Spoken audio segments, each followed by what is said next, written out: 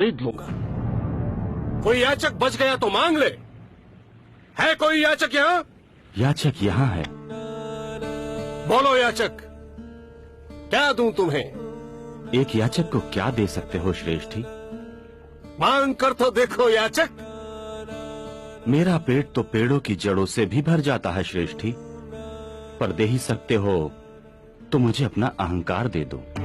अहंकार कोई वस्तु नहीं है याचक जो तुम्हें दे दूं। कुछ और मांगो।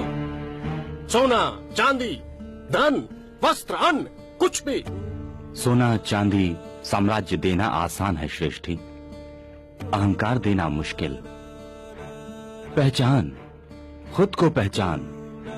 जो तू दिखता है वो तू है नहीं, जो तू है उसे देखना नहीं चाहता। पहचान, खुद को पहचान। हरिओम तत्सत, हरिओम तत्सत, हरिओम तत्सत।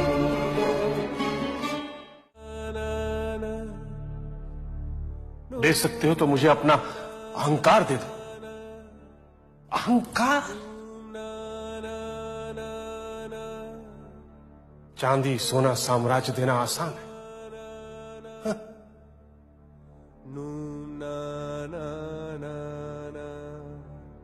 तो क्या छोड़ना सबसे मुश्किल काम है? उस याचक के लिए मेरे साम्राज्य का कोई मूल्य नहीं।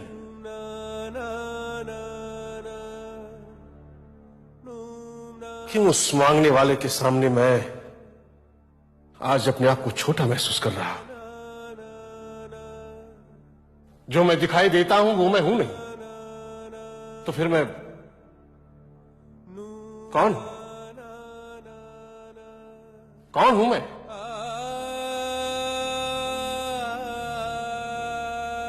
इस प्रश्न का उत्तर मैं ढूंढ कर रहूंगा। चल बसे।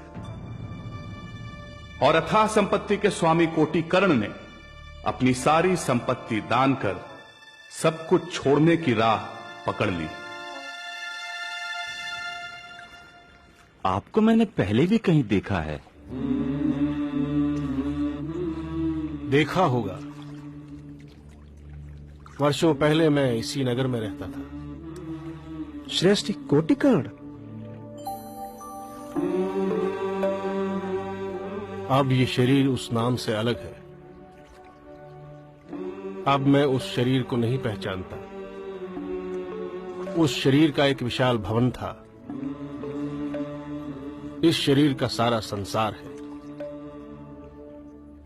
पहले वो शरीर सबको अलग अलग देखता था।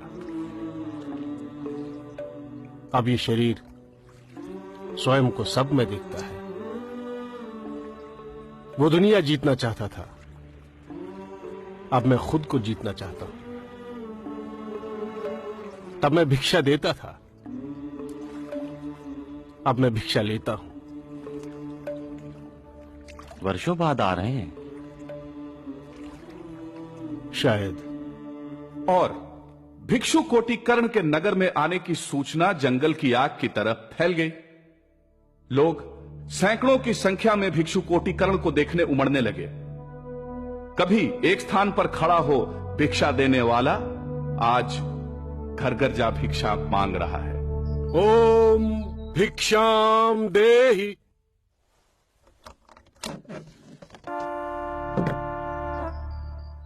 श्रेष्ठी कोटि कर्ण, मैं अभी आपके लिए भिक्षा लेकर आती हूँ स्वामी जी।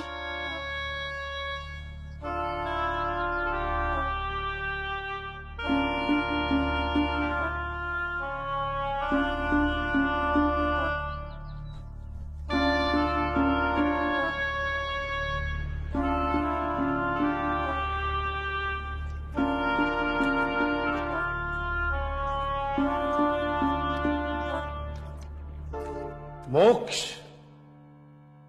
परम पुरुषार्थ है, वो तुम्हारा अधिकार है।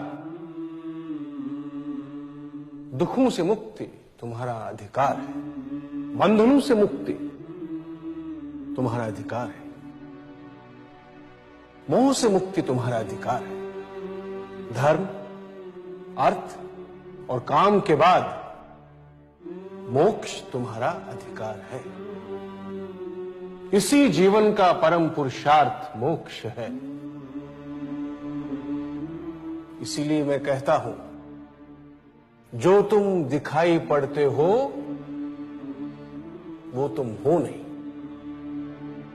अपने असली स्वरूप को पहचानना ही मोक्ष है। तो फिर तुम क्या हो? तुम अमृत हो।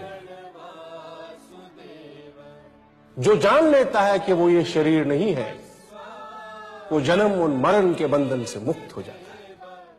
तुम अनादि हो, अविनाशी हो। इसलिए तुम ऐसी रचना करना चाहते हो जो कभी नष्ट ना हो। तुम असीमित हो, अनंत हो। इसलिए तुम आकाश को छूना चाहते हो, पर्वतों को लांघना चाहते हो। तुम दोष रहित रचना करना चाहते हो क्योंकि तुम निर्दोष हो। जब तक तुम ये शरीर हो, सीमित हो। जैसे ही तुम अपने वास्तविक स्वरूप को जानने लगते हो, तुम निराकार, निर्विकार, अनादि, अनंत और अमृत हो जाते हो। इसलिए अपने चित्त और इंद्रियों के स्वामी बनो, उनके गुलाम नहीं। इंद्रियों की गुलामी से मुक्ति, यही मोक्ष है। सुख मत मांगो, सुख के स्वामी बनो।